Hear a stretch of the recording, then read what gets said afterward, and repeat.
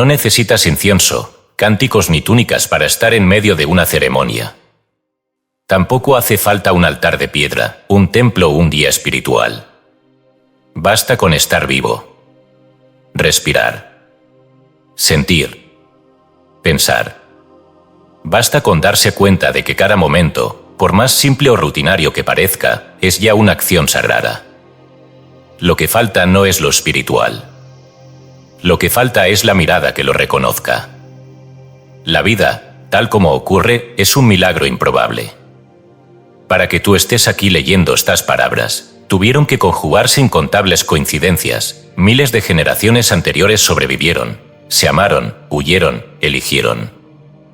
Tu cuerpo, ese que usas sin pensar, coordina millones de procesos invisibles por segundo. Y tu mente, ese espacio privado donde surge tu mundo, es una red de símbolos, memorias y energía en perpetuo movimiento. Nada de esto es ordinario. Solo lo parece porque te acostumbraste. El problema no es que no haya ritual. El problema es que hemos olvidado que todo ya lo es. Olvidamos que cada acto tiene peso, vibración, impacto. Que cada palabra dicha con intención es una oración, y cada gesto repetido es una invocación. Que cada paso, cada mirada, cada silencio, forma parte de una coreografía sagrada que nadie ve, pero todos ejecutamos. Lo sagrado no desapareció, simplemente dejó de ser nombrado. Este libro no viene a enseñarte a hacer rituales nuevos. No es un manual de fórmulas mágicas. No te ofrecerá calendarios cósmicos ni procedimientos esotéricos. Este libro viene a mostrarte que todo ya es ritual, y que tú ya eres parte de una ceremonia perpetua, la ceremonia de estar vivo. Y que el gran cambio ocurre cuando lo recuerdas. Alan Watts escribió: cuando sabes que todo está bien, puedes empezar a jugar. Esta frase encierra una revelación clave. Cuando dejas de resistir la vida, dejas de buscar fuera lo que ya está dentro, y entras al juego consciente de vivir. El juego donde tú eres tanto el actor como el guionista. El juego donde puedes transformar cualquier momento en altar, cualquier acción en rezo, cualquier instante en inicio. A lo largo de estas páginas, iremos encendiendo luces en lugares donde antes solo veías rutina. Aprenderás a mirar los objetos cotidianos como aliados simbólicos. Descubrirás que las emociones son invocaciones energéticas. Comprenderás que tu cuerpo ya es un templo en movimiento. Y que el mundo entero, con sus calles, sus pantallas, sus gestos y sus palabras, es una misa en marcha. Este viaje está estructurado en 13 capítulos.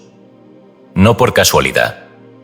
El número 13, temido y rechazado en muchas culturas, esconde un código profundo. Representa lo que el sistema excluye, lo que no encaja, lo que se margina, y por eso mismo, es símbolo de poder oculto. Este libro se alinea con esa frecuencia, la del conocimiento que siempre estuvo ahí, pero fue ignorado. La del rito silencioso. La del milagro inadvertido. Prepárate, entonces, no para aprender cosas nuevas, sino para recordar lo que ya sabías. Porque la vida nunca dejó de ser sagrada. Solo hacía falta que volvieras a mirar. Todo es ritual. Escrito y publicado por Escucha tu subconsciente. Todos los derechos reservados. Hemos notado que más del 80% que visitan nuestro canal no está suscrito. Puede apoyar este proyecto presionando el botón de suscribirse y dándole me gusta al vídeo. Gracias por inspirarnos en seguir creando más y mejor contenido para ti. ¿Estás listo para transformar tu vida? Capítulo 1. El despertar de lo sagrado en lo ordinario. Todo acto, por más simple que parezca, es una expresión de algo más profundo si uno está dispuesto a mirarlo con otros ojos. Encender una vela no es solo generar luz, es invocar presencia.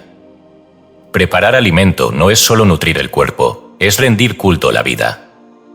Pero para el ojo moderno, acostumbrado a la velocidad, a la utilidad y al ruido, todo esto parece exagerado, romántico o innecesario. Y sin embargo, ha sido justamente ese cambio de mirada el que ha vaciado el alma de millones. Lo sagrado no ha desaparecido, simplemente ha dejado de ser reconocido.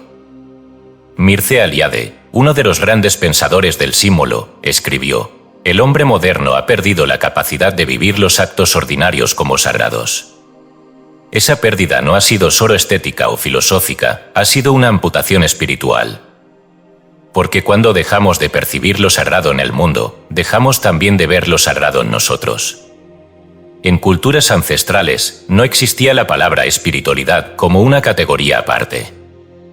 Todo era ya espiritual, porque todo tenía espíritu. Para los pueblos quechuas, por ejemplo, el maíz no es solo alimento, es abuela, es memoria, es herencia. Moler el maíz es una conversación con los ancestros, una danza entre el presente y la historia. Y si se cae un grano, se recoge con respeto, como si se hubiera caído una parte del alma. Allí, moler el maíz es un ritual. En comunidades del norte de México, el fuego no es simplemente un medio para calentar. Se enciende con palabras, con gestos específicos, con el permiso de la tierra. No se le lanza la leña como a una máquina, se le ofrece. Y antes del primer bocado, se toma un sorbo de agua, se eleva al cielo, se derrama al suelo y se agradece. Gracias, vida, por recordarme que existo. Nadie lo llama ritual, pero todo el cuerpo lo sabe. El alma responde. La distancia entre lo sagrado y lo mundano no es objetiva. Es perceptiva.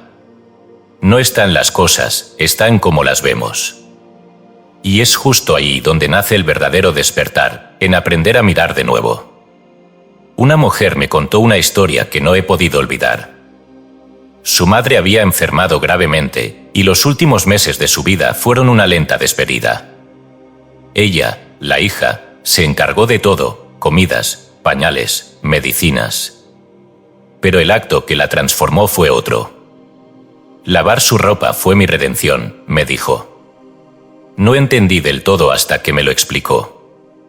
Cada prenda de su madre era una carga: el vestido con el que discutieron, la blusa que usó el día que la abandonó en el hospital, la manta que siempre reclamaba. Cada prenda traía consigo una herida, una historia no sanada. Pero al lavarla, al tallarla con sus manos, al colgarla al sol, algo más se estaba purificando. No lo hice como tarea, me dijo. Lo hice como altar. Y lo que comenzó como obligación terminó en ceremonia. Mientras enjabonaba la ropa, recitaba oraciones. Mientras la exprimía, decía mentalmente: te perdono, mamá.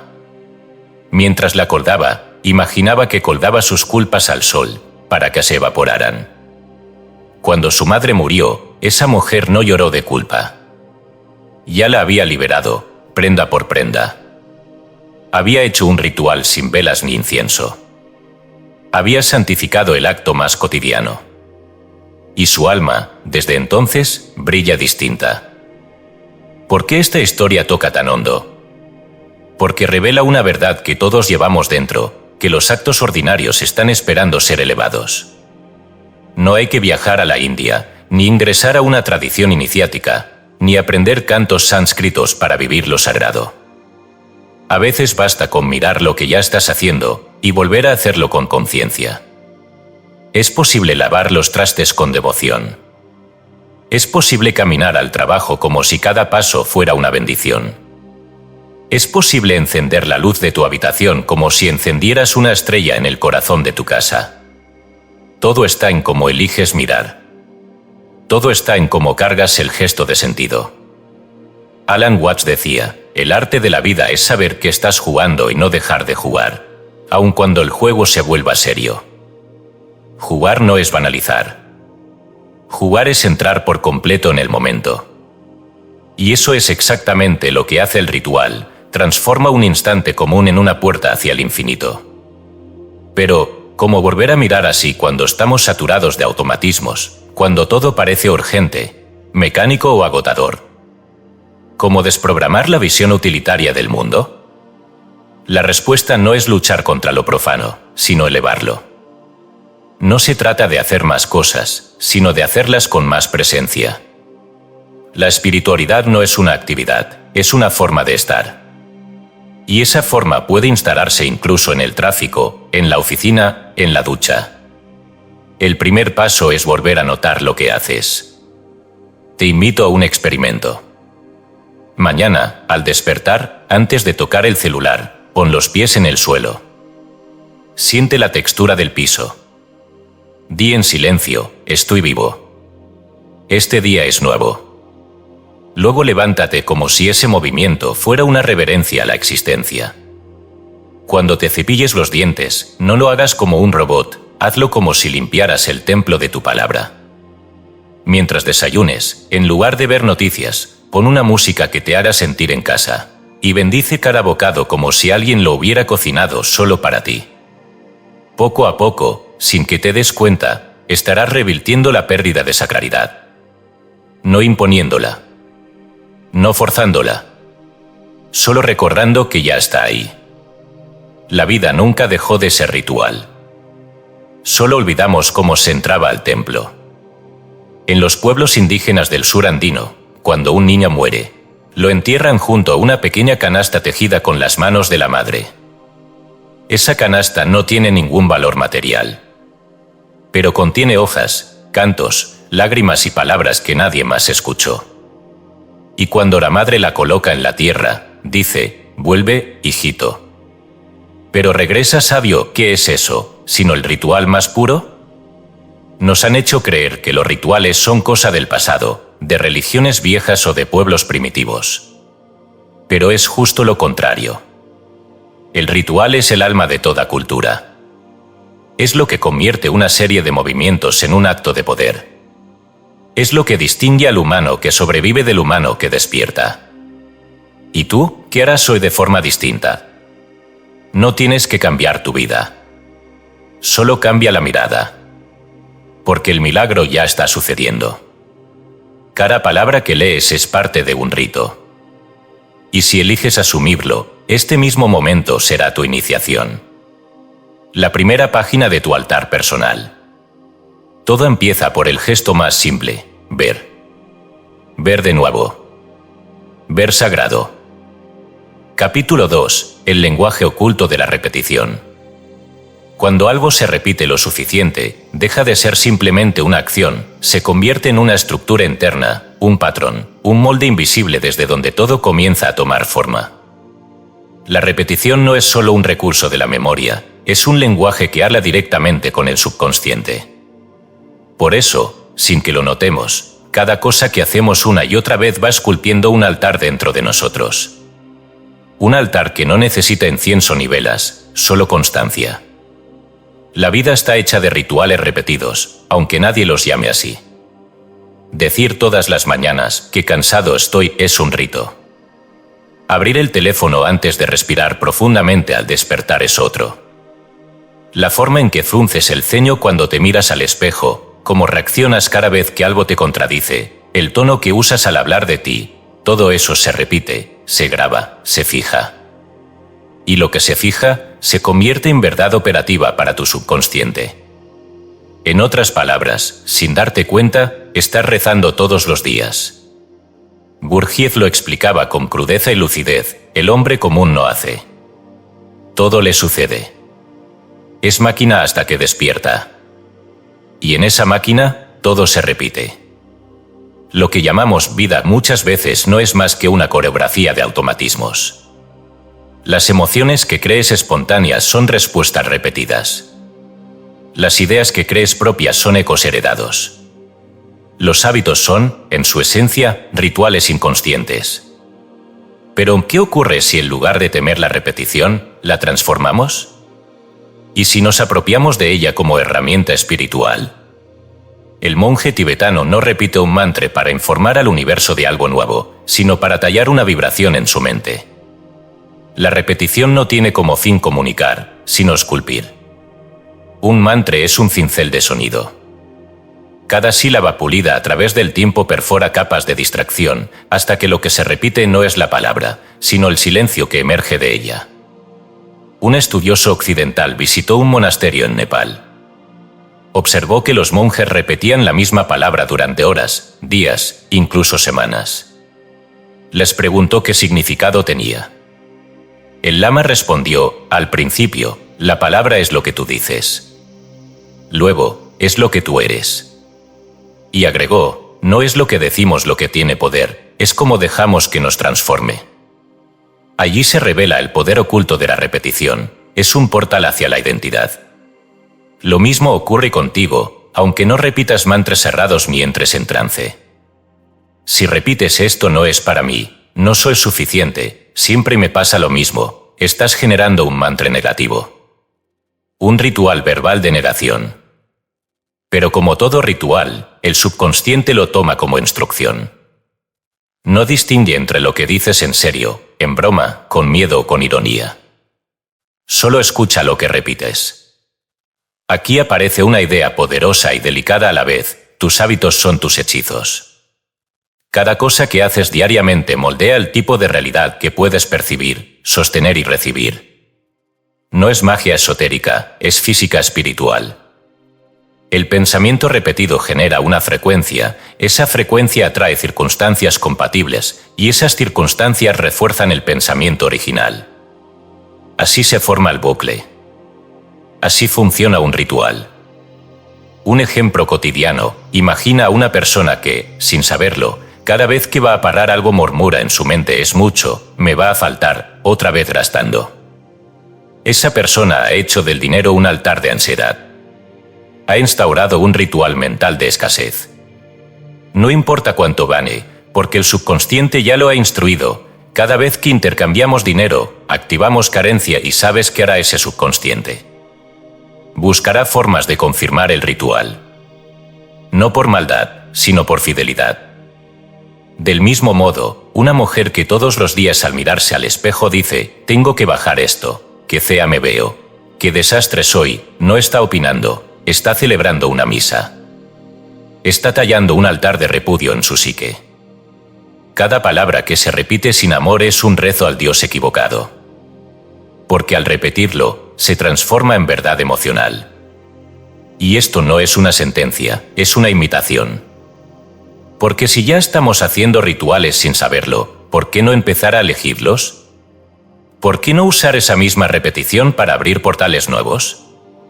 Una joven terapeuta, cansada de sentirse sin voz en su grupo de colegas, decidió hacer una práctica simple.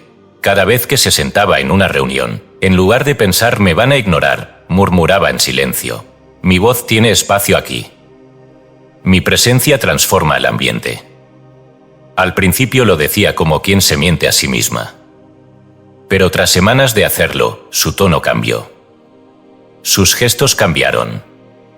Y sin que lo notara, sus colegas comenzaron a pedirle opinión. No porque el mundo cambiara, sino porque su ritual cambió. Su hechizo fue otro. Este es el lenguaje oculto de la repetición. Uno no necesita gritarle al universo para cambiar las cosas. Solo necesita hablarle distinto a su alma. Porque ella, obediente, sigue la vibración que más se repita. Así como un río talla la piedra sin fuerza pero con constancia, así tu mente se esculpe con cada pensamiento que repites. Así como el monje genera una nueva estructura neuronal repitiendo el Om, tú puedes crear nuevas rutas en tu percepción repitiendo frases verdaderas. Verdaderas no porque sean objetivas, sino porque te construyen en lugar de destruirte. Aquí una propuesta, toma una frase corta, pero viva. Que no sea cliché, que no te suene a consigna vacía. Algo como, estoy aprendiendo a tratarme como un ser sagrado. O, lo que repito, lo convierto en altar. O simplemente, estoy despertando. Dila al cepillarte los dientes, al manejar, al subir escaleras. Repite sin esperar milagros rápidos. Repite porque entiendes el principio, la repetición no es para convencer al mundo, es para tallar tu alma. También puedes observar tus frases automáticas. ¿Cuáles repites sin darte cuenta? ¿Qué tono usas al hablar de ti? ¿De qué manera has ritualizado el abandono, la autoexigencia, la comparación? Y más aún, ¿qué frases podrías comenzar a decirte que aún no crees, pero quieres encarnar? Porque eso es lo que hacían los antiguos, ritualizar lo que deseaban encarnar. No porque creyeran que con un gesto podían manipular el cosmos, sino porque sabían que con una repetición podían educar su alma. Recuerda, no existe pensamiento neutro si se repite. Todo lo que se repite genera una estructura energética. Y toda estructura energética atrae experiencias. En ese sentido, tú ya estás haciendo magia. Todos los días. A cada momento. La pregunta no es si haces rituales o no. La pregunta es, ¿cuáles estás haciendo sin saberlo? Y si hoy, con una pizca más de atención, eliges una frase distinta, un gesto distinto, una palabra más luminosa, entonces estarás iniciando un nuevo rito. Uno que no necesita aprobación, ni gurús, ni templos. Solo tu presencia. Solo tu decisión. Porque repetir es humano. Pero ritualizar con intención es divino. Capítulo 3. Números que abren portales. Hay símbolos que atraviesan la historia humana como ríos subterráneos, que fluyen bajo lenguajes, religiones y civilizaciones sin que sepamos de dónde vienen ni por qué nos afectan tanto. Uno de esos símbolos, silencioso pero omnipresente, son los números. A primera vista parecen herramientas neutras, pero desde las tradiciones más antiguas hasta los sistemas místicos más sofisticados, los números han sido algo más, llaves, vibraciones, umbrales invisibles. Y si uno aprende a mirarlos con atención, no solo sirven para contar, sino para despertar. Pocos números lo demuestran mejor que el 13. En Occidente, se le teme, se le evita, se le elimina de los ascensores, de las filas, de los salones. Es el número de la mala suerte. Pero en otras culturas, y sobre todo en los sistemas esotéricos, el 13 es símbolo de transformación, de muerte y renacimiento, de poder oculto. ¿Cómo puede el mismo número ser maldición para unos y portal para otros? Porque el número en sí no tiene carga, se la damos nosotros. Los pitagóricos enseñaban que los números eran principios espirituales antes que unidades de medida. El 1 era el origen, el punto divino, el 2, la dualidad que permite la manifestación, el 3, la Trinidad que equilibra. Así cada número no era una cantidad, sino un arquetipo vibratorio. Para ellos, el número 4 representaba la materia, los elementos, los puntos cardinales. El 7 era el alma elevada, lo espiritual manifestado, 3, cielo, más 4, tierra. Y el 9, el cierre de un ciclo, la perfección antes del reinicio. El 13, aunque no lo desarrollaron en sus textos clásicos, contiene dentro de sí un código, 1 más 3 igual a 4. Vuelve a lo terrenal, pero no desde la simpleza, sino desde el cruce de lo individual, 1, con lo creativo, 3. Es la encarnación de un nuevo orden. Por eso muchas corrientes lo temen, porque representa lo que desmantela lo viejo y encarna lo oculto. Un prisionero anónimo, condenado a cadena perpetua, comenzó a escribir el número 13 en las paredes de su celda. Al principio, era un gesto de rebeldía, lo escribía donde el carcelero pudiera verlo, como quien lanza una blasfemia silenciosa. Pero con el tiempo, comenzó a hacerlo con otra intención. Me di cuenta, escribió en un cuaderno escondido, que el 13 me daba una sensación de comienzo. Que al verlo, imaginaba que mi mente salía por un portal. Cada noche escribía un 13 distinto. A veces con líneas rectas, otras como espirales, otras como una mezcla de letras sagradas que había leído en un libro robado de la biblioteca. Y mientras lo hacía, se decía en silencio, este no es el fin. Este es un nuevo nivel. Estoy renaciendo. Aquello se volvió su ritual. La celda no cambió. El juicio no cambió. Pero su conciencia sí. Ese hombre encontró un puente de sanación en algo que para otros es puro azar. Eso es lo que hacen los números cuando se los observa con devoción, se convierten en espejos de sentido. Los mayas no solo entendían esto, lo vivían. Su calendario ritual, el Tzolk'in, tenía 260 días, divididos en 13 ciclos de 20. Cada número tenía un tono, un ritmo, una cualidad espiritual. Para ellos, el 13 era el escalón más alto del ciclo. Era el punto donde la energía alcanzaba su cúspide antes de retornar al inicio. El 13 no era final, era floración. El día 13 de cualquier trecena, grupo de 13 días, era el día de ofrenda, de entrega total. No había miedo, había vértigo sagrado. En sus ceremonias, los ancianos contaban granos de maíz, ofrendaban 13 hojas de copal, caminaban 13 pasos antes de hablar. No por superstición, sino por alineación. Sabían que todo número se vuelve portal si se lo carga de presencia. No esperaban que el número hiciera el trabajo por ellos. Eran ellos los que encendían el número como una antorcha espiritual.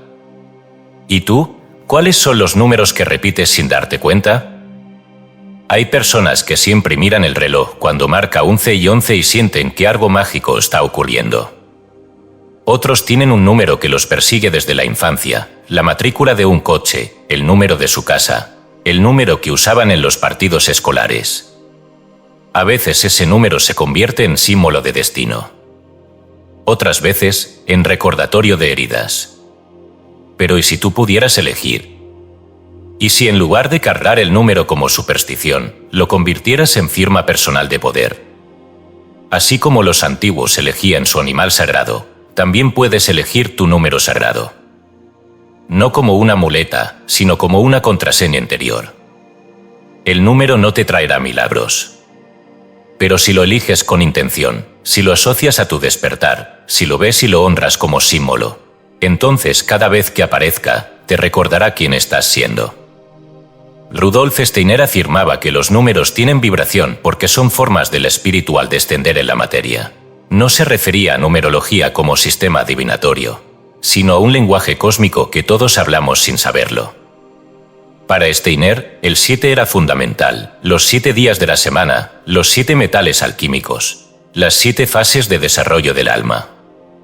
Y el 12 representaba la estructura divina. El 13, entonces, era lo que quiebra la estructura para dar paso a la transformación. El renacimiento.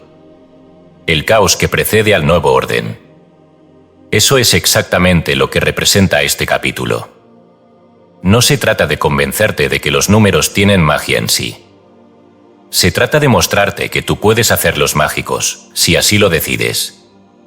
La pregunta no es si el 13 da mala suerte. La pregunta es, ¿qué parte de ti teme renacer? Aquí una propuesta vivencial elige un número. No porque esté de moda. No porque alguien te lo dijo. Elige el que más te ha acompañado, o el que más te intriga, o incluso el que más te duele. Y durante 13 días, obsérvalo. Escríbelo. Búscalo. Medítalo. No esperes nada externo. Solo permite que ese número te revele algo de ti. Haz de él un espejo. Puede que descubras un patrón que nunca viste. Puede que actives una memoria olvidada. Puede que te rías de lo absurdo. O puede que por primera vez sientas que un número te llama por dentro. Ese será tu portal. Y lo más hermoso de todo es esto, el número no tiene poder sin ti. Tú eres quien lo consagra. Y cuando tú lo consagras, entonces ya no es solo un número. Es un signo. Es un puente. Es tu contraseña sagrada. Capítulo 4. Las fechas no son del calendario, son del alma. Los días no pesan igual. Hay mañanas que parecen estar hechas de oro y otras que, sin explicación, parecen plomo. Hay fechas que todos esperan, cumpleaños, navidades, comienzos de año, y otras que solo tú recuerdas, aunque no estén marcadas en ningún calendario, el día que perdiste a alguien, el día que renaciste sin decirlo, el día que te fuiste sin moverte del lugar. Todo ser humano tiene un calendario invisible que no aparece en Google, pero que define su historia. Y ese calendario no lo dicta el sol ni la luna. Lo dicta la carga emocional, simbólica y espiritual que decidimos depositar en los días. Entonces, ¿qué hace que una fecha valga más que otra? ¿Por qué ciertas noches nos atraviesan con electricidad, como si la atmósfera estuviera a punto de romperse? ¿Por qué algunas personas esperan un eclipse para hacer una limpieza energética, o una luna negra para sembrar intenciones, o un equinoccio para cambiar de vida? ¿Acaso el cielo se alinea con nuestras emociones o somos nosotros quienes le entregamos al cielo la llave de nuestra transformación?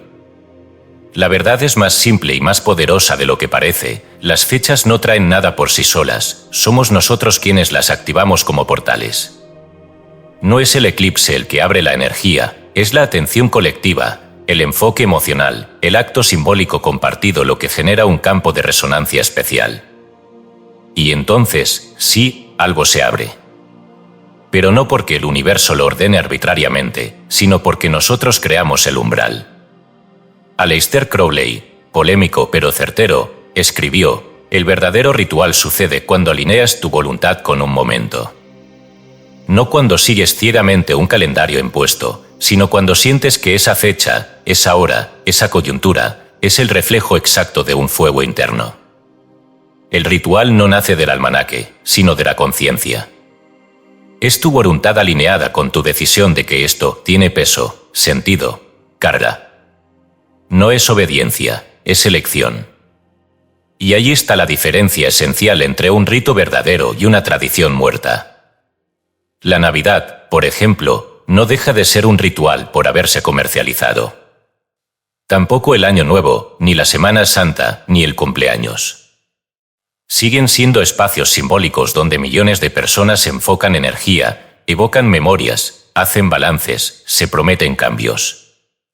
¿Qué los vuelve huecos entonces? No es la repetición, sino la falta de presencia. Porque el acto sin alma se convierte en cascarón. Pero el mismo acto, hecho con conciencia, vuelve a encender el fuego original. Jesús, en un gesto audaz, rompió con una de las tradiciones más estrictas de su tiempo al sanar en sábado. Cuando lo confrontaron, respondió: el sábado fue hecho para el hombre, no el hombre para el sábado. Esa frase, tan corta, desarma siglos de sometimiento ritualista. Y revela el corazón de este capítulo: las fechas no tienen poder sobre ti, tú tienes poder sobre las fechas. Cuando entiendes esto, puedes tomar el control de tu calendario interno. No necesitas esperar el primer día del mes, ni el equinoccio, ni el aniversario de nada. Puedes declarar cualquier día como sagrado.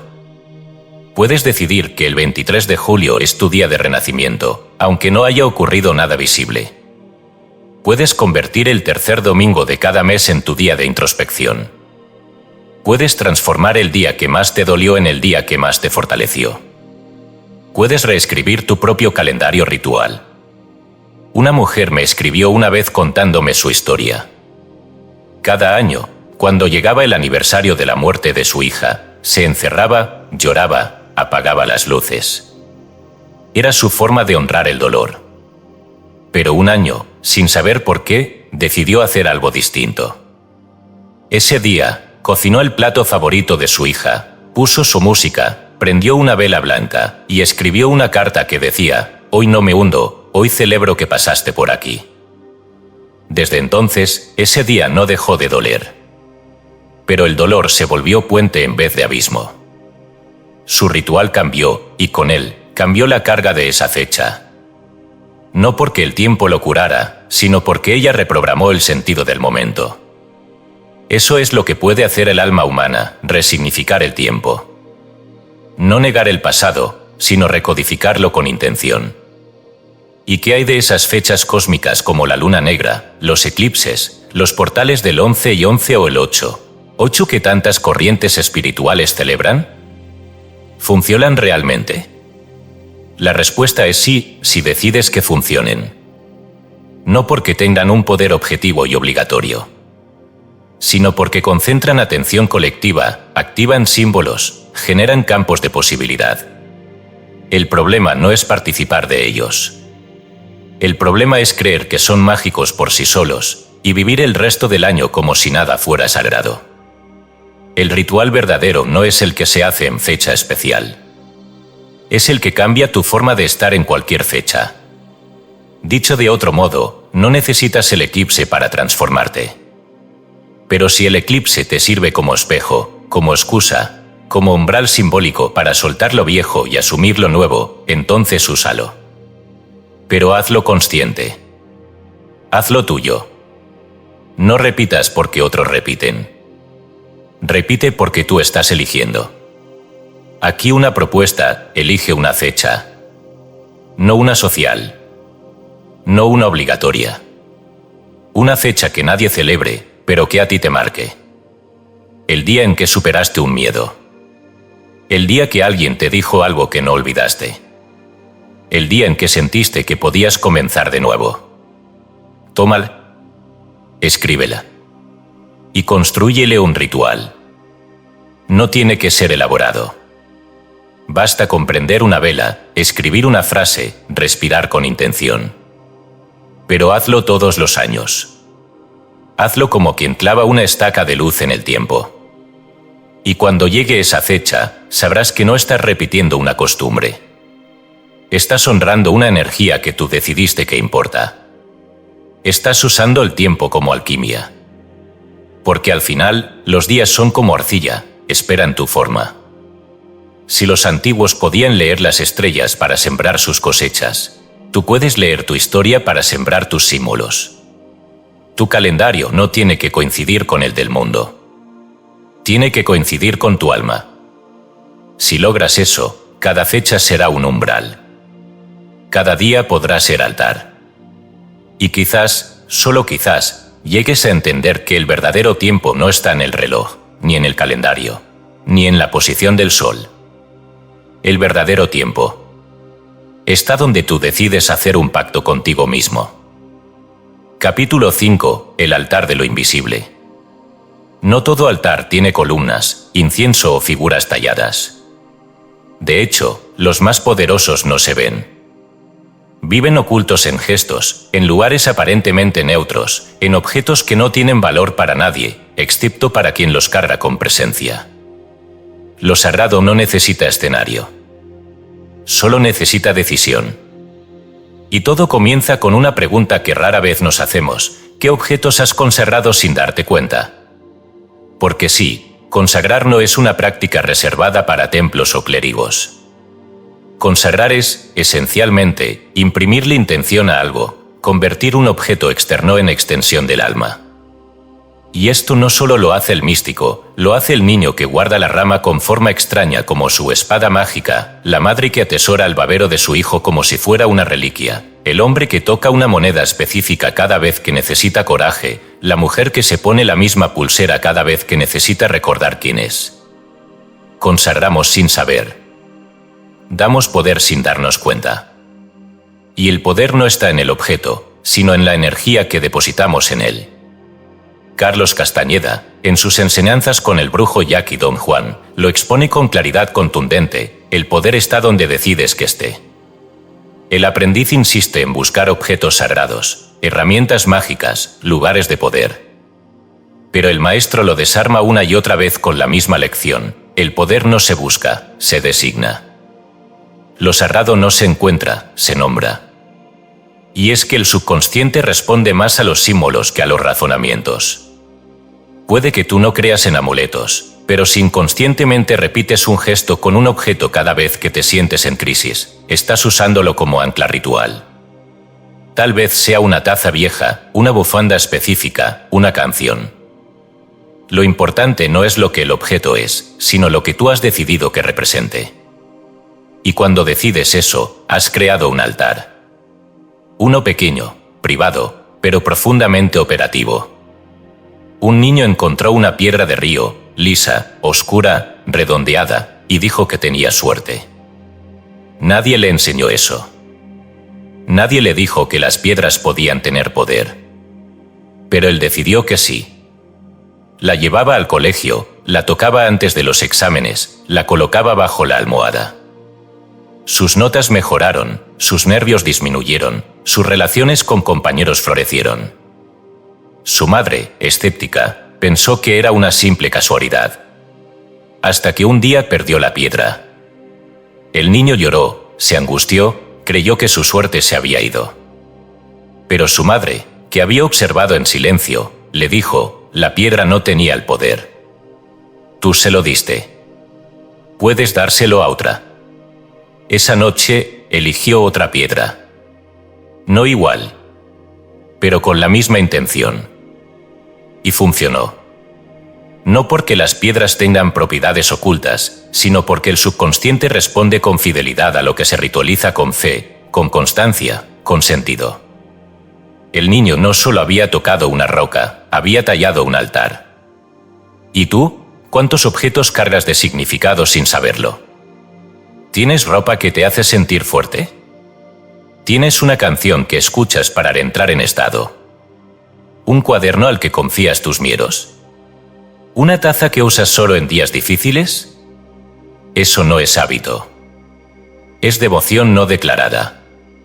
Eso no es capricho. Es energía direccionada.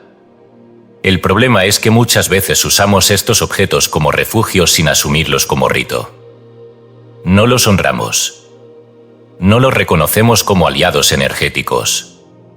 Pero si lo hiciéramos, podríamos empezar a usar la materia como espejo del alma. Podríamos ritualizar lo pequeño sin caer en lo supersticioso. Porque la superstición teme al objeto. Cree que sin él, el poder se pierde. Pero la conciencia sabe que el objeto es solo una extensión del poder interno. Rudolf Steiner sostenía que la materia no está separada del espíritu. Que cada forma visible es, en realidad, una manifestación congelada de un principio invisible. Cuando uno comprende esto, el mundo deja de ser neutro. Todo se vuelve simbólico. Un vaso ya no es solo un vaso. Puede ser recipiente de gratitud. Puede ser cáliz de afirmación. Puede ser espejo de tu estado interior. Imagina que cada vez que bebes agua de un vaso específico, lo haces en silencio, mirando el líquido como si llevara una oración. Imagina que le hablas al agua, como enseñan los estudios de Masaru Emoto, donde las moléculas responden a palabras. Imagina que, antes de beber, dices, gracias por limpiar lo que ya no necesito. Ese vaso común, ese acto cotidiano, se ha convertido en altar. Y no necesitas creer ciegamente en esto. Basta comprobarlo con presencia. El altar de lo invisible no exige dogma. Solo intención. Aquí una práctica sencilla pero transformadora. Elige un objeto cualquiera. Que no sea especial. Que no tenga historia. Una piedra, una pluma, una pulsera, una taza. Durante 7 días, dale un propósito. El que tú elijas puede ser fuerza, calma, amor, dirección. Pero no declares una sola vez. Cárgalo todos los días. Tócalo con intención. Háblale en silencio. Llévalo contigo. Úsalo con presencia. Y sobre todo, obsérvate a ti mismo mientras lo haces. No esperes milagros. Pero observa si cambia algo. Tu humor. Tu percepción. Tu forma de enfrentar ciertos momentos. Tal vez no sea el objeto el que cambió. Tal vez seas tú el que por fin recuperó el poder de consagrar. Y cuando terminen los 7 días, puedes soltarlo o conservarlo. Puedes crear un nuevo altar con otro objeto, o decidir que ese ya está cargado y lo llevarás en tu bolsillo durante un tiempo. No importa. Lo esencial es que recuerdes esto: tú puedes transformar cualquier objeto en un símbolo operativo. No porque él tenga poder, sino porque tú lo decides. Así como los antiguos colocaban piedras en los caminos para marcar ofrendas, tú puedes colocar objetos en tu vida para marcar intenciones. Y si todo objeto puede ser altar, entonces, toda tu casa puede ser templo. Y si todo objeto puede ser espejo, entonces, tu vida entera puede volverse ritual. Capítulo 6. Las emociones también son invocaciones. Uno cree que los rituales se hacen con el cuerpo, con los gestos, con las palabras. Pero hay algo más antiguo, más íntimo, más constante, que nunca deja de oficiar ceremonias dentro de ti: tu emoción. Sentir es ya una forma de llamar, de ofrendar, de declarar. Cada emoción sostenida en el tiempo se vuelve una invocación vibratoria, una consagración silenciosa que modela tu mundo desde lo profundo. El miedo repetido no solo paraliza, abre portales. Reafirma la idea de que hay algo que temer, de que estás separado, de que estás en peligro. La gratitud constante, en cambio, convoca otra atmósfera, te coloca en alineación con lo que ya está, lo que ya es suficiente, lo que ya está dado. No se trata de emoción positiva o negativa como si fueran buenas o malas. Se trata de entender que cada emoción es una vibración ritual, un incienso invisible que sube sin cesar al altar de tu subconsciente, y que éste lo toma como decreto.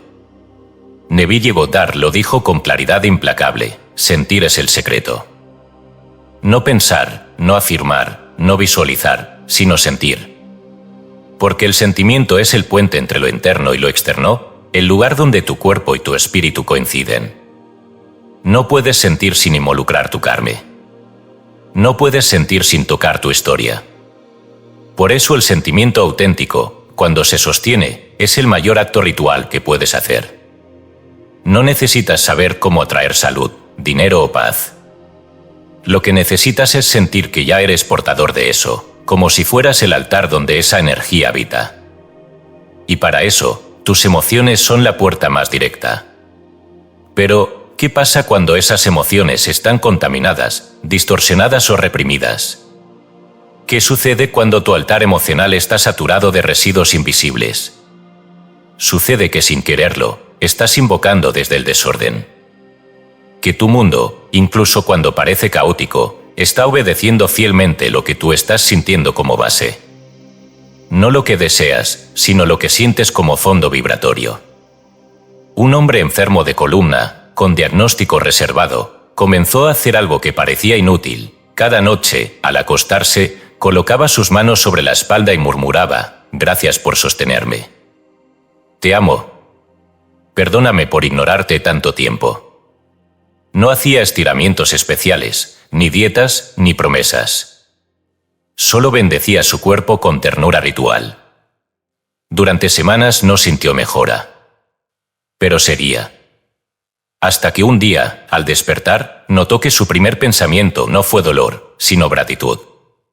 Y aunque el cuerpo aún dolía, algo había cambiado en su atmósfera emocional. Su relación con su cuerpo ya no era de queja, sino de reconciliación. Con el tiempo, el dolor disminuyó. Pero incluso si no hubiera desaparecido del todo, ya había ocurrido el milagro: el cuerpo había sido reintegrado al amor. No fue magia. Fue sentir sagrado. Fue hacer de la emoción una invocación consciente. Fue convertir el sentir en altar. Aquí es donde nace un concepto poderoso: el estado emocional como altar permanente. Tú puedes hacer ayunos, rezos, rituales, afirmaciones, pero si tu estado emocional está basado en el resentimiento, el miedo o la resignación, eso es lo que estás ofrendando al mundo invisible. Tu vibración es la misa que se está celebrando todo el tiempo, quieras o no. Y no se trata de evitar emociones difíciles, ni de forzar la felicidad. Se trata de habitar lo que sientes con presencia, de usar tus emociones como lenguaje ritual. Porque incluso la tristeza, cuando es sostenida con amor, puede convertirse en ofrenda de limpieza. Incluso la rabia, cuando se reconoce sin herir, puede ser combustible de transformación. Pero para eso, necesitas desarrollar un hábito, el del lavado emocional diario. Así como lavas tu cuerpo cada día, puedes lavar tu campo emocional. No para borrar lo que sientes, sino para purificar el espacio desde donde sientes. Y este es el ritual. Un nombrar, cada noche, antes de dormir, detente por un momento. Pregúntate sin juicio: ¿qué sentí hoy con más fuerza? No te censures. Puede ser ira, celos, amor, esperanza, frustración. Dale nombre. 2. Sentir. Cierra los ojos y permite que esa emoción vuelva por un instante. No para quedarte atrapado en ella, sino para darle espacio digno. Imagina que estás frente a un altar y colocas esa emoción como flor. ¿Cómo es? Sin adornarla. 3. Que entregar. Visualiza que esa emoción es recogida por una energía más grande. Puedes imaginar una luz, un fuego sagrado, una corriente que transforma. Dile a la emoción: gracias por mostrarme lo que había dentro. Ahora puedes volver a casa. No estás negando lo que sentiste. Estás liberando la carga ritual. Si haces esto cada noche, comenzarás a habitar tu mundo emocional como quien camina en un templo. No necesitarás controlar todo lo que sientes. Solo aprenderás a ritualizarlo. Y en ese proceso, sin darte cuenta, tu vibración cambiará. Porque no es lo que sientes lo que decreta tu mundo, sino cómo te relacionas con lo que sientes. Las emociones no son accidentes biológicos. Son formas en que el alma conversa consigo misma. Son ríos que pueden arrastrarte o llevarte a casa, según cómo los navegues. Y si eliges verlas como rituales espontáneos, entonces cada lágrima, cada escalofrío, cada impulso, puede volverse una oración. La oración no siempre se dice con palabras. A veces es un suspiro profundo. A veces es una emoción sostenida con dignidad. A veces es permitirte sentir sin esconderte. Y entonces, en medio de tu mundo emocional, te darás cuenta de algo que cambiará todo. No solo piensas rituales. No solo haces rituales. Tú sientes rituales. Y eso es más poderoso que cualquier palabra jamás dicha. Capítulo 7. El cuerpo como templo en movimiento. Mucho antes de que supiéramos leer o escribir, mucho antes de que existieran templos de piedra o libros sagrados, ya había un altar funcionando en silencio, ejecutando cada día miles de actos de invocación, el cuerpo. No el cuerpo como máquina, ni como apariencia, ni como herramienta, sino como espacio vivo donde habita la conciencia. Un templo que no se visita, sino que se es.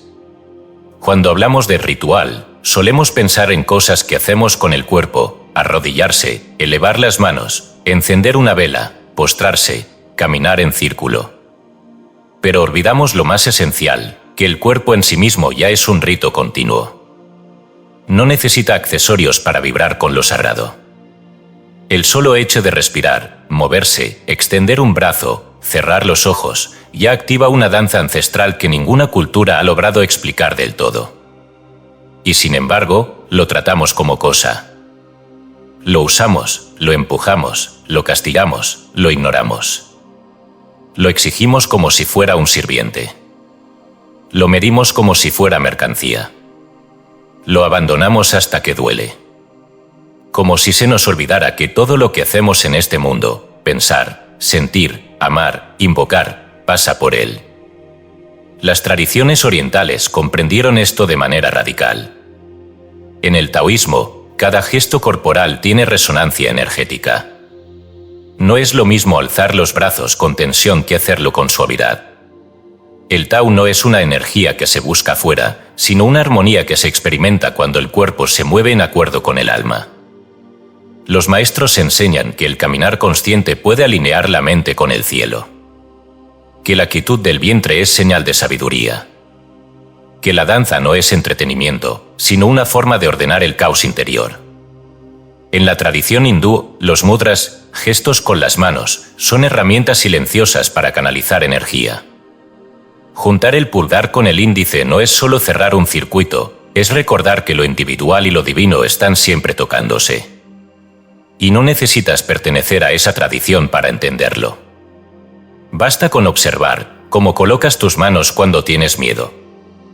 ¿Qué haces con tus hombros cuando te sientes culpable? ¿Qué parte de tu cuerpo activas cuando amas, cuando dudas, cuando rezas? Tu cuerpo es ritual incluso cuando no lo sabes. Una paciente, postrada en silla de ruedas tras un accidente, me compartió un testimonio que aún hoy siento en la piel. Durante meses, su cuerpo fue su enemigo. Lo veía como cárcel, como castigo. Su mente, lúcida y fuerte, se rebelaba ante esa fragilidad. Me sentía rota, dijo. Como un altar derrumbado al que nadie iba a rezar. Hasta que una tarde, sin planearlo, decidió encender 2 velas pequeñas al lado de la regadera. Colocó un aceite con aroma a sándalo. Pidió ayuda para sentarse en una silla plástica bajo el agua. Y mientras la lluvia tibia caía sobre su espalda, dijo en voz baja: «Estoy aquí. Estoy viva. Este cuerpo también merece mi devoción. Desde entonces, cada ducha se convirtió en su baño ritual. No por magia, no por superstición, sino porque había vuelto a mirar su cuerpo como lo que siempre fue, su primer y último altar. Mi cuerpo ya era altar, dijo, solo que estaba parado. La enfermedad no se fue de inmediato. Pero algo más profundo se encendió. Su forma de respirar cambió. Su forma de hablarle a su cuerpo cambió. Y con ello, su energía, su vibración, su mundo. Porque cuando haces del cuerpo un templo, todo lo que haces con él se convierte en liturgia. Cada gesto ya lleva una carga. Comer, por ejemplo, no es simplemente masticar. Es recibir vida en forma visible. Cuando comes apurado, frente a una pantalla, sin presencia, estás usando el cuerpo como máquina. Pero si eliges detenerte, mirar tu alimento, olerlo, bendecirlo en silencio, cada bocado se convierte en Eucaristía personal. Caminar puede ser solo desplazarte, o puede ser peregrinación. Tocar puede ser solo contacto, o puede ser bendición. Respirar puede ser automático, o puede ser comunión. Todo depende de cómo habites tu cuerpo. Y no se trata de hacer yoga, ni de tener una postura espiritual. Se trata de encender la conciencia en tus movimientos. De reconocer que cada célula te está ayudando a sostener esta vida. Que tu sangre es oración en movimiento. Que tu piel es frontera sagrada. Aquí te dejo una práctica que, aunque simple, puede transformar tu relación con lo corporal. Durante 3 días, come en silencio absoluto. No hables. No escuches música. No veas nada. Solo siéntate frente a tu plato como si estuvieras frente a un misterio. Observa cada textura. Mastica con lentitud. Agradece antes, durante y después. Haz de cada comida un sacramento. No necesitas palabras ni ritos externos. Solo presencia total. Tal vez llores. Tal vez te aburras. Tal vez sientas que no pasa nada. Pero dentro, algo se está reordenando. Tu cuerpo está sintiendo que ha sido visto. Que ha vuelto a ser altar. Y si eso ocurre con la comida, puede ocurrir con todo. Vestirte. Ducharte. Sentarte. Dormir. Porque si el cuerpo es tu templo, entonces cada gesto es un rezo. Y cada movimiento, una misa. El secreto está en recordar que no necesitas hacer nada especial para merecerlo. El templo ya está construido. La ceremonia ya está ocurriendo. Solo falta que llegues. Capítulo 8. Orar sin saber qué oras. La oración no comienza cuando cierras los ojos. No depende de un tono solemne, ni de un horario, ni de un idioma sagrado. De hecho, la mayoría de las veces ya estás orando, aunque no lo sepas. Porque orar, en su forma más pura, no es pedir. Es dirigir la mente con constancia hacia algo. Es enfocar tu energía, tu atención, tu emoción en una idea repetida. Y eso lo haces cada día. Emmett Fox lo expresó con una precisión implacable. Cada pensamiento sostenido es una oración. No cada pensamiento pasajero, sino el que repites, el que alimentas, el que sostienes en tu atmósfera interior. El que visitas al despertar y al dormir. Ese pensamiento, seas consciente o no, está moldeando tu mundo con la fidelidad de una plegaria eterna. Entonces, ¿qué estás orando realmente? Muchas personas creen que solo oran cuando lo deciden, cuando se colocan en posición, cuando formulan una petición con respeto.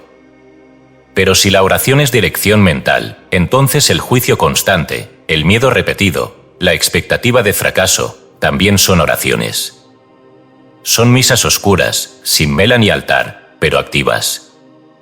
Por eso, el verdadero riesgo no es dejar de orar, sino hacerlo de forma automática, inconsciente, destructiva. Piensa en ese pensamiento que te visita con más frecuencia. ese que te susurra no puedo, no sirvo, esto no es para mí, nunca lo lograré. ¿Y si ese pensamiento, por el solo hecho de ser repetido con emoción, fuera una invocación? ¿Y si eso que consideras solo una idea negativa fuera, en verdad, una misa interior en tu contra? Porque el subconsciente no evalúa la moral de tus pensamientos. Solo obedece lo que sostienes con energía.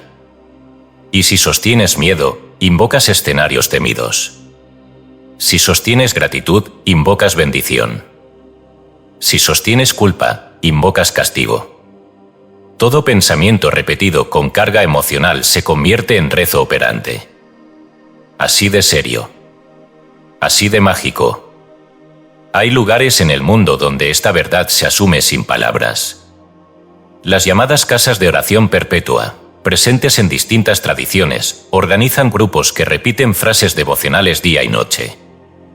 No se trata de grandes liturgias, sino de decretos simples y constantes, pronunciados por turnos. Mientras tú duermes, alguien en otro continente sostiene la llama. Mientras alguien cae, otro sostiene la oración. Como un corazón colectivo que nunca deja de latir. ¿Y si eso mismo estuviera ocurriendo dentro de ti? ¿Y si tus pensamientos más recurrentes fueran como esos turnos de oración que no se interrumpen jamás? La mente no descansa. La repetición nunca se detiene. Así que si no eliges qué pensamiento sostener, alguien más, tu historia, tu herida, tu entorno, orará por ti. Y lo hará desde el patrón más fuerte que tenga: miedo, juicio, desesperanza, rechazo. Por eso este capítulo no viene a decirte que deberías orar más. Viene a decirte algo más radical: ya estás orando. La única decisión que tienes es a quién, a qué, desde dónde. La oración no necesita lenguaje. Puede ser un suspiro profundo que se repite cada vez que miras el cielo. Puede ser el silencio que haces antes de hablar, la pausa en medio de una crisis, el pensamiento que eliges cuando te levantas. Si al despertar tu primer impulso es pensar en lo que falta, esa es tu primera oración del día. Si, en cambio, eliges respirar y decir en silencio: estoy aquí, gracias, esa es tu misa de inicio. No se trata de controlarlo todo, sino de asumir tu rol como orador constante. Y entonces dirigirlo con suavidad, como quien entrena un músculo espiritual que había olvidado usar con conciencia. ¿Y si comenzaras a hablarle al mundo interior como si te escuchara? ¿Y si tus pensamientos fueran semillas? ¿Y si tu emoción fuera agua? ¿Y si cada frase que te repites fuera una orden para la realidad? No necesitas gritar. No necesitas pedir permiso. Solo necesitas escuchar lo que ya te estás diciendo. La gratitud silenciosa, cuando se sostiene como aroma de fondo, es un mantra que dobla al mundo. No porque tenga poderes mágicos externos, sino porque afina tu percepción, eleva tu vibración, te alinea con lo que ya está disponible, pero solo puede manifestarse a través de ti. El universo no responde a frases decorativas. Responde a vibraciones estables. Y tu vibración más estable es la emoción que se deriva del pensamiento que más repites. Eso es oración. Eso es invocación. Eso es creación. Haz una pausa. Cierra los ojos. Recuerda qué frases repites más a menudo cuando estás solo. ¿Qué historia estás contando dentro de ti? ¿Qué altar estás manteniendo con tu diálogo interno? ¿Qué misa estás celebrando, sin saberlo? Y si no te gusta la respuesta, no te castigues. Solo cambia la dirección. Porque no necesitas aprender a orar. Solo necesitas recordar que ya lo estás haciendo. Y entonces, dirigir esa oración como quien dirige un río hacia su cauce más alto. No por obligación, sino porque es inevitable. Porque pensar es orar. Y sentir es sellar. Y tú, eres templo, sacerdote y oración viva. Capítulo 9. El teatro del mundo como misa continua. El mundo entero es un escenario. Esto no es una metáfora poética, ni una exageración filosófica. Es una observación precisa si uno aprende a mirar con ojos rituales. Cada día se representa una obra, cada uno asume un rol, cada espacio se convierte en escenografía, y aunque no haya espectadores visibles, hay una conciencia invisible que registra todo lo que se vive como si se tratara de una liturgia secreta. Y si el mundo no fuera solo un lugar para hacer, sino un templo donde todo lo que haces tiene un eco espiritual. Y si estuvieras participando, sin saberlo, en una ceremonia cósmica que se actualiza a través de tus actos más simples. Joseph Campbell lo expresó con claridad absoluta: el ritual transforma el rostro de la realidad. Lo que parece ordinario cambia de naturaleza cuando se lo realiza con intención simbólica. Pero incluso si no hay intención consciente, el rito sigue ocurriendo. Porque vivir ya es actuar, actuar es simbolizar, y simbolizar es rendir culto a una idea, a una emoción, a una estructura. Piensa en el estadio. Decenas de miles de personas mirando en la misma dirección, gritando al unísono, vistiendo colores específicos, repitiendo cánticos, elevando las manos al cielo cuando su equipo marca un gol. No se trata solo de deporte. Es una misa tribal. No hay incienso, pero hay humo. No hay sacerdote, pero hay ídolo. No hay altar, o tal vez sí, el arco, la camiseta, el escudo. Lo mismo ocurre con los conciertos masivos. La tarima es altar. La estrella pop es canal. La audiencia responde como devotos estáticos. Se encienden luces en los celulares como velas modernas. Se repite un estribillo hasta que se convierte en mantra colectivo. Nadie dice que es un ritual, pero el alma lo sabe. El mismo patrón se reproduce en otros espacios. En el mundo digital, por ejemplo, el influencer se ha convertido en el sacerdote de una nueva liturgia emocional. Da consejos, enseña, reprende, bendice, conecta. Sus seguidores lo miran, lo imitan, confiesan en los comentarios, hacen novenas de contenido, esperan su mensaje como se esperaba la palabra del profeta. No hay sotana, pero hay marca. No hay templo, pero hay pantalla. No hay sermón, pero hay di. Y lo más interesante es que no se trata de juzgar esto. No es mejor ni peor que las antiguas formas. Es simplemente una actualización del rito. Lo sagrado no siempre se viste de blanco ni habita en piedra. A veces se disfraza de tendencia, de ritual social, de coreografía colectiva. Y si tú sabes verlo, puedes reconocer el guión oculto que se está representando en cada esquina. Porque todo comunica algo a lo invisible. La ropa que eliges, el tono que usas, los gestos que repites, el lugar que ocupas, la manera en que te sientas frente a otro. Cada cosa que haces está proyectando una señal, una vibración, un mensaje al campo no visible. Y ese campo, como un espejo inteligente, responde. Si entras a una tienda con vergüenza, el mundo responde como si tuvieras que esconderte. Si caminas con dignidad, el mundo te abre espacio como si lo merecieras. Si hablas como quien tiene algo valioso que decir, los demás escuchan como si así fuera. No porque hayas manipulado nada, sino porque el teatro interno se filtró al escenario externo. Tú llevas tu altar contigo. Lo montas cada vez que actúas. Y lo actúas cada vez que vives. Imagina por un momento que alguien pudiera verte desde lo alto, como un observador silencioso. ¿Qué diría tu escenografía? ¿Qué revela tu manera de moverte por el mundo? ¿A qué estás rindiendo culto, sin saberlo? Tu rutina es una liturgia en Serat. Tu conversación es una misa de queja. Tu jornada es una procesión de deberes sin alma. O es una ceremonia silenciosa de dignidad, belleza y ofrenda. No necesitas cambiar de lugar ni de oficio para transformar tu rol. Solo necesitas recordar que estás en escena todo el tiempo. Y que puedes decidir si esa escena honra tu verdad o la traiciona. Una mujer que trabajaba en limpieza de oficinas me dijo una vez: yo limpio como quien purifica un templo. Nadie se lo pidió. Nadie lo notó. Pero cada escritorio que tocaba lo hacía con presencia, como si bendijera a quienes lo usarían después. No tenía altar, pero ella era el altar. No usaba palabras sagradas, pero su forma de estar hacía del mundo un lugar más habitable. Y eso es lo que significa vivir en ritual constante, no huir del mundo, sino verlo como misa continua. Donde cada calle es un pasillo ceremonial. Donde cada relación es un espejo ritual. Donde cada interacción es una ofrenda o una maldición, dependiendo de cómo la habites. Aquí una práctica sutil, durante 3 días, observa el mundo como si fuera una obra ritual. No lo cambies. Solo obsérvalo. Cuando estés en el transporte, imagina que todos los gestos que ves son parte de una danza cósmica. Cuando entres a una tienda, mira al mostrador como altar.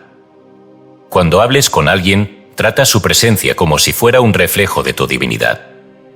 Y cuando llegues a casa, al quitarte los zapatos, hazlo como quien se descalza al entrar a tierra sagrada. No necesitas fingir devoción. Solo necesitas activar la mirada ritual. Y cuando lo hagas, verás que no necesitas viajar a otro plano ni aprender técnicas secretas. El teatro ya está montado. El guión ya se está leyendo. Solo falta que recuerdes tu papel.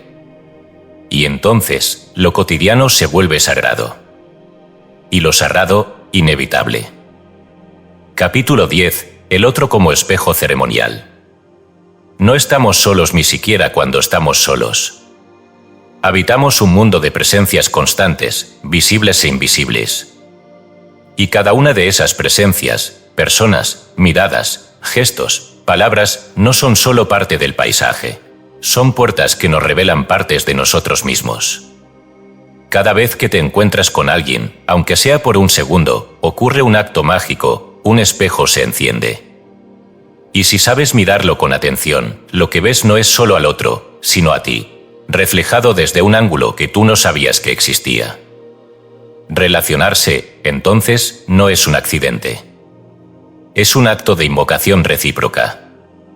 El otro no es solo alguien más, es un espejo ceremonial que te invita, a veces con dulzura, a veces con dolor, a recordar, integrar o trascender algo que estaba dormido en ti.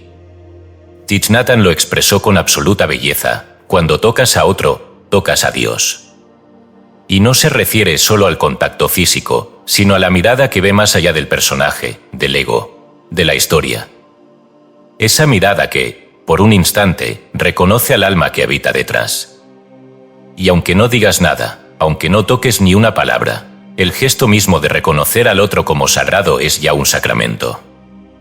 Pero esto también se extiende a las sombras. Un insulto, cuando se lanza con rabia, no es solo una descarga emocional. Es un hechizo vibratorio que lleva una carga. Se lanza como dardo, se instala como herida y puede operar durante años. Quien lo recibe, si no está presente, lo integra como decreto. Quien lo emite, si no es consciente, se ata al karma de su proyección. Por eso, besar puede ser una oración. Y gritar puede ser una maldición. Todo depende de la conciencia desde donde se realiza. Hubo una vez un padre y un hijo que no se hablaban desde hacía 17 años. Una discusión feroz, un gesto de traición y el silencio como castigo mutuo. La vida los alejó físicamente, pero algo dentro seguía atado. El hijo, ya adulto, asistió a un retiro donde se enseñaba a reconciliarse sin contacto. A escribir cartas que nunca se envían. A nombrar el dolor sin la necesidad de respuesta. A ofrecer perdón como ritual de liberación. Durante 3 días, cada mañana, se sentaba frente a una silla vacía. Encendía una vela. Decía en voz baja: «Papá, ya no te quiero castigar». A veces lloraba. A veces solo respiraba. A veces sentía rabia otra vez. Pero sería. Cada día. Al 4.º día, no sintió nada.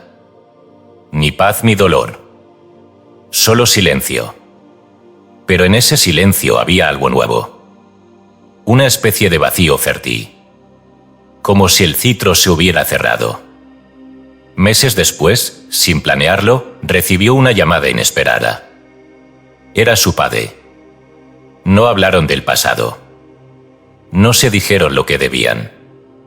Solo rieron brevemente. Pero el hijo supo que la ceremonia había surtido efecto. No necesitaban discutir, justificar, explicar. El alma ya se había tocado. El espejo ya se había sanado. No todo perdón necesita escena. A veces basta con ver al otro desde el alma y soltar la vieja historia. Relacionarte es siempre un acto energético. Y tú puedes elegir qué tipo de ritual vas a ejecutar. ¿Vas a hacer del encuentro una batalla de egos o una danza de reconocimiento? ¿Vas a repetir el guión de la herida o a abrir la puerta de lo nuevo? No necesitas decir nada para bendecir a alguien.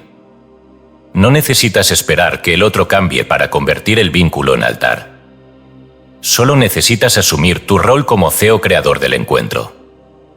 Aquí una práctica que puede transformar no solo tu vibración, sino tu percepción del mundo. Durante los próximos 3 días, cada vez que veas a alguien, sea quien sea, en cualquier contexto, bendícelo en silencio. No necesitas palabras complejas. Basta con pensar que su alma esté en paz. O, reconozco tu esencia. O simplemente, gracias por existir. Hazlo con el cajero, con el conductor, con tu pareja, con tu vecino, con quien te irrita, con quien te gusta. Hazlo sin que nadie sepa. Y observa que cambia. Tal vez el otro no lo note conscientemente. Tal vez nada se modifique externamente. Pero dentro de ti, estarás limpiando tu campo relacional. Estarás elevando cada vínculo a la categoría de ceremonia. La mirada no es neutra. El silencio tampoco. Cada vez que te cruzas con alguien, se activa una oportunidad de invocación. Puedes repetir el viejo rito del juicio, de la comparación, del miedo. O puedes iniciar un nuevo rito, el del reconocimiento. Y si lo haces con constancia, llegará el momento en que todo encuentro será un sacramento. Y cada persona, una figura sagrada que porta una enseñanza. A veces dulce. A veces dura. Pero siempre reveladora. El otro no es obstáculo. Es espejo. Es altar ambulante. Y tú, al mirarlo con alma, te estás mirando a ti mismo con devoción. Capítulo 11. El rito como elección consciente. Hasta aquí, el lector ya ha comprendido una verdad silenciosa: todo es ritual. Cada pensamiento, cada emoción, cada objeto, cada interacción, cada acecha, cada gesto corporal, cada silencio, todo ya está consagrado, aunque nadie lo haya nombrado como tal. La vida, entera, es un templo abierto. El mundo, una misa en perpetua ejecución.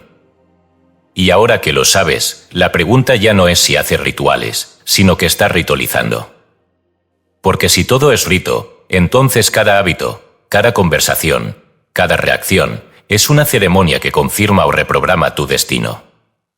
Y si lo haces inconscientemente, estás celebrando misas que no elegiste, siguiendo guiones heredados, consagrando heridas que ya podrías haber soltado. El verdadero poder no está en descubrir que todo es ritual. El verdadero poder comienza cuando eliges tu rito. Cuando tomas el control de tu escenario interno. Cuando interrumpes el automatismo y consagras una nueva intención.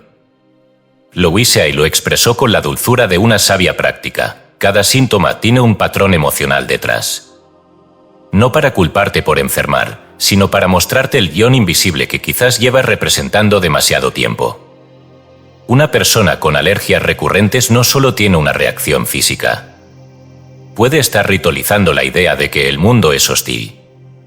Una persona con migrañas constantes podría estar repitiendo mentalmente: mi vida es una carga. Un colon irritable puede estar sosteniendo la misa oculta de: no digiero lo que vivo. Y así, la enfermedad deja de ser un accidente y se revela como un altar descuidado. Uno que ha recibido años de atención, miedo, repetición, resignación.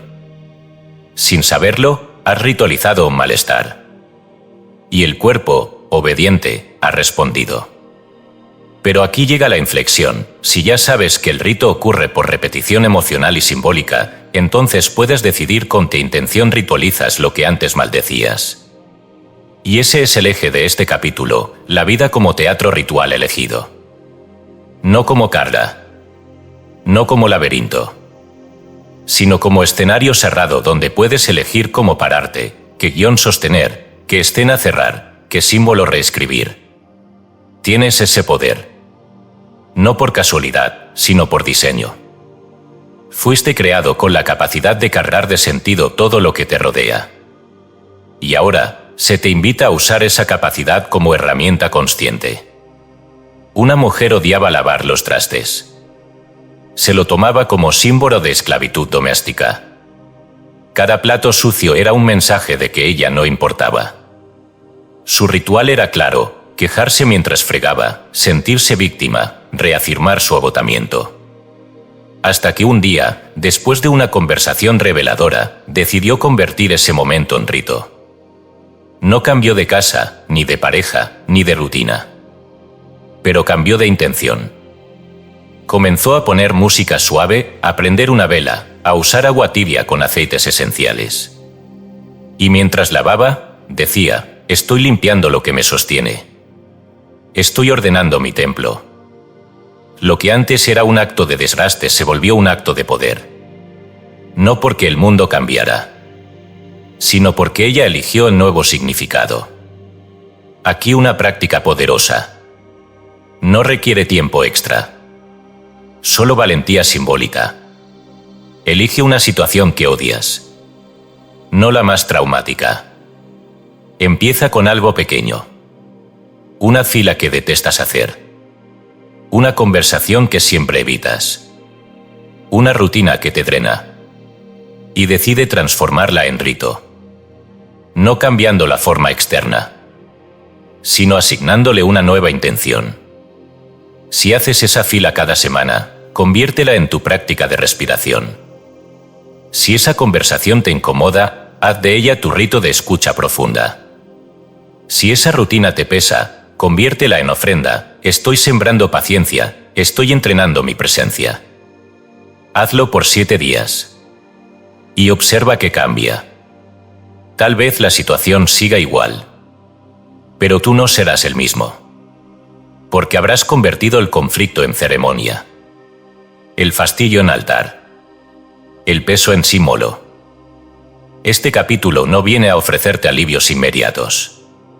Viene a recordarte que el mundo se acomoda según la misa que celebres en tu interior.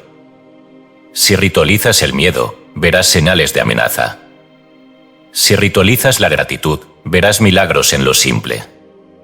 Si ritualizas el conflicto, vivirás en guerra simbólica. Si ritualizas la elección, vivirás en creación sagrada. La pregunta no es solo qué quieres vivir. La pregunta real es: ¿qué estás consagrando a través de tus actos, pensamientos y emociones? Y si la respuesta no te gusta, consagra algo distinto. Cambia el guión. Eleva la escena. Diseña tu rito. No necesitas esperar a que la vida te cambie. Solo necesitas recordar que tú eres quien le da sentido. Y cuando eso ocurre, lo inevitable se vuelve transformable. Lo que duele se vuelve maestro. Y lo que temías se vuelve portal. Capítulo 12. Consagrar sin religión, elevar sin pertenecer. Hay quienes caminan por la vida con una nostalgia extraña, sienten que algo les falta, pero no saben qué. No es fe, porque no buscan una doctrina. No es Dios, porque no les interesa un nombre. Es otra cosa, una necesidad de conexión profunda, de significado, de rito, de lo sagrado, sin intermediarios, sin estructuras. Pero muchos, al no identificarse con una religión tradicional, piensan que la espiritualidad no les corresponde. Como si lo sagrado fuera propiedad privada de credos, templos o escrituras. Como si para elevarse hiciera falta afiliarse. Este capítulo viene a desmentir eso. No para negar las religiones, sino para honrarlas desde otro lugar, el reconocimiento de que toda forma es válida si nace del alma, y que ninguna forma es obligatoria si la intención es pura. Porque lo sagrado no pertenece a nadie. Lo sagrado es de quien lo invoca con verdad. Krishnamurti, en una de sus frases más célebres, lo dijo sin rodeos: la verdad es una tierra sin caminos. No hay rutas oficiales. No hay entradas únicas. No hay mapas universales. Cada uno debe descubrir su propio sendero, no desde la rebeldía vacía, sino desde la vivencia interior que no puede delegarse. Y eso incluye la capacidad de consagrar, de invocar, de conectar, sin necesidad de etiquetas. Puedes ser espiritual sin templo. Puedes orar sin religión. Puedes alabar sin dogma. Puedes rendir homenaje a lo invisible sin nombrarlo. Puedes vivir en lo sagrado sin pertenecer a ningún sistema. Lo que importa no es la estructura externa, sino el estado interno. Y si tu estado es presencia, gratitud, humildad, apertura, entonces ya estás en comunión. Una joven, declaradamente atea, compartió una experiencia que desmonta todos los prejuicios. Había perdido a su abuela, y aunque no creía en el más allá, sentía una inquietud física, como un nudo que no podía explicar. No quería ir a misa. No quería leer ningún texto sagrado. Pero no quería ignorar lo que sentía. Así que siguió un impulso extraño, salió al bosque, recogió algunas hojas, prendió una pequeña fogata, escribió 3 cartas, una para su abuela, una para su madre y una para sí misma, y las colocó, una por una, dentro del fuego. Mientras las veía arder, no sintió visiones ni revelaciones. Solo una profunda y limpia paz. Por primera vez en semanas, durmió sin ansiedad. Y al despertar, supo algo que no había sabido antes, que ella también podía crear sus ritos. Que lo sagrado no le había sido negado por no creer. Que la divinidad, si es que existe, responde más a la autenticidad que al formato. Y si todo este tiempo pensaste que no eras espiritual solo porque no cabías en ningún molde. Y si la espiritualidad no fuera una identidad ni una estética ni un sistema, sino simplemente la forma en que eliges mirar, sentir y actuar desde lo profundo? ¿Y si la comunión con lo sagrado estuviera disponible para cualquiera que se detenga, agradezca, consagre, aunque sea en silencio, sin palabras, sin testigos? Esto no significa negar lo religioso. Al contrario. Significa reconocer que lo religioso es una de las muchas formas válidas de acceso a lo divino, pero no la única. Cada religión, cuando es vivida con corazón limpio, es una puerta sagrada. Pero si no te sientes llamado por ninguna, no estás condenado al vacío. Estás llamado a encontrar tu puerta. O a construirla. Aquí una práctica que puede ayudarte a recuperar ese vínculo perdido. Toma 3 objetos simples, una piedra, una vela y un papel. En el papel, escribe algo que necesites entregar, agradecer o invocar. Coloca la piedra encima. Enciende la vela. Hazlo en un rincón tranquilo. Sin ritual aprendido. Sin fórmulas. Sin repetir lo de otros. Solo estás tú. Tu intención. Tu objeto. Tu fuego. Y quédate ahí, respirando. Puede durar 5 minutos o 50. No importa. Lo que importa es que tú estás consagrando ese momento. Y eso basta para que el mundo se vuelva altar. Porque consagrar no es repetir lo que otros hicieron. Es decidir que merece tu atención, tu respeto, tu presencia. Y elevar no es copiar el camino de otro. Es caminar con el alma despierta, sabiendo que cada paso puede ser un acto de amor. Si logras esto, no importa si usas túnica o camiseta, si oras en sánscrito o en silencio, si conoces escrituras o apenas sabes cómo empezar. Lo sagrado no te exige forma. Solo te pide verdad. Y si tú vives desde esa verdad, entonces ya perteneces.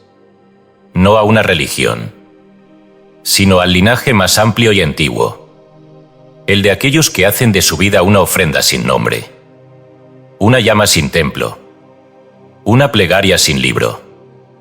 Pero tan real como el primer aliento del universo. Capítulo 13. La llave final. Todo te sirve, si lo cargas tú.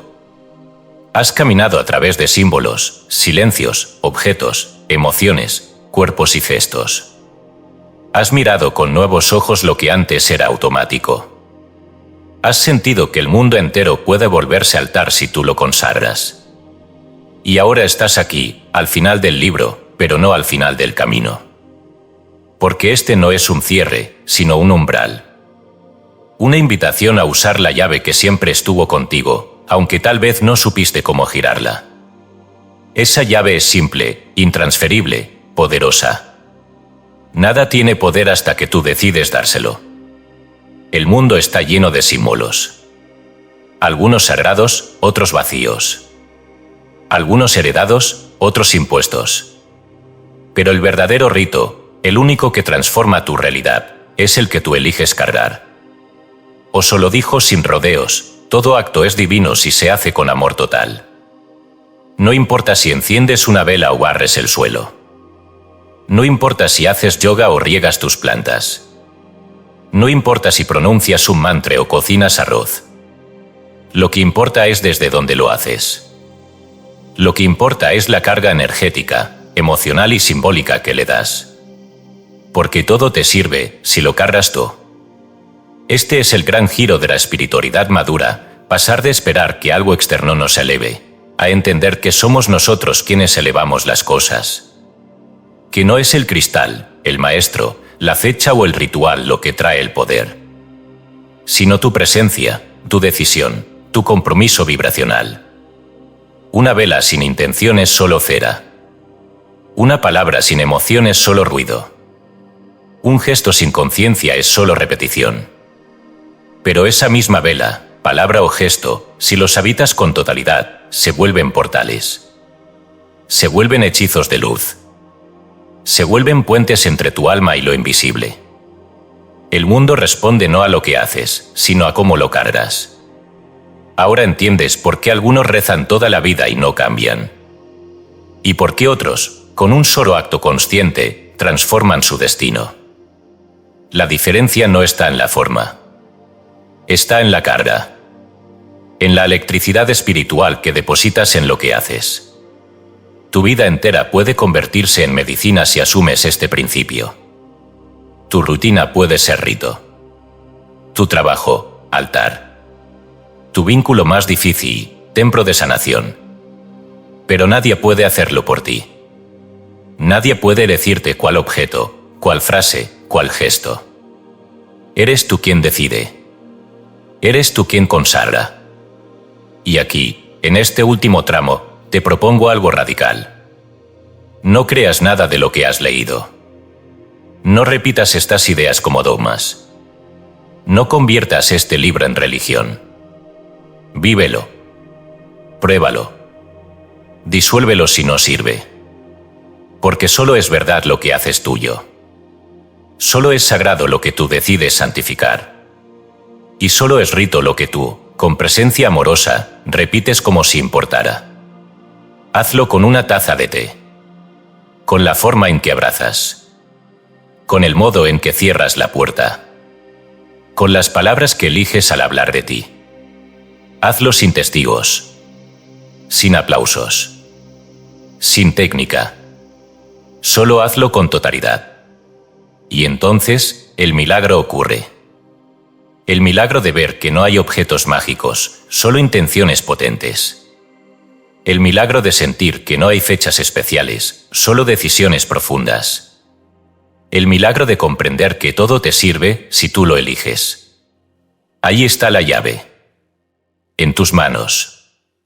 En tu mente. En tu corazón. Y cuando decidas girarla, el mundo no cambiará. Tú cambiarás. Y desde ahí, todo será nuevo. Todo será altar. Todo será verdad. Porque al final, todo es ritual. Y tú eres el que lo enciende.